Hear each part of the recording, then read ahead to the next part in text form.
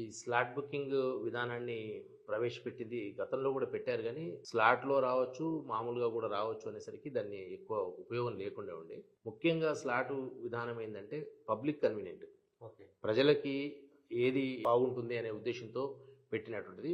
మొదటగా ఏప్రిల్ 10వ తారీఖు రోజు ప్రయోగాత్మకంగా స్టార్ట్ చేయడం జరిగింది.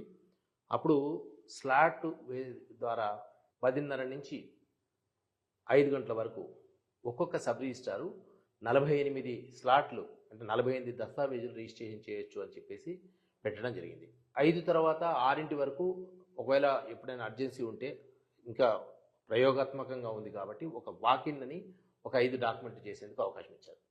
అట్లా ఏప్రిల్ 10 తర్వాత మే 12 2 విడతలుగా 47 ఆఫీసులలో ప్రవేశపెట్టడం జరిగింది. ఈ స్లాట్ విధానాన్ని ప్రవేశపెట్టిన తర్వాత ఎక్కడా చిన్న డిస్టర్బెన్స్ లేకుండా అసలు టెక్నికల్గా కానీ పబ్లిక్ కానీ ఎవరికి ఎంప్లాయీస్ కానీ అందరికీ అనుకూలంగా ఉండి చాలా సాఫీగా అయ్యేసరికి మొన్న జూన్ 2 నుంచి మిగతా 97 అంటే మొత్తం 144 ఆఫీసులు రాష్ట్రంలో ఉంటే 144 ఆఫీసుల్లో కూడా ఇప్పుడు స్లాట్ విధానం నడుస్తుంది.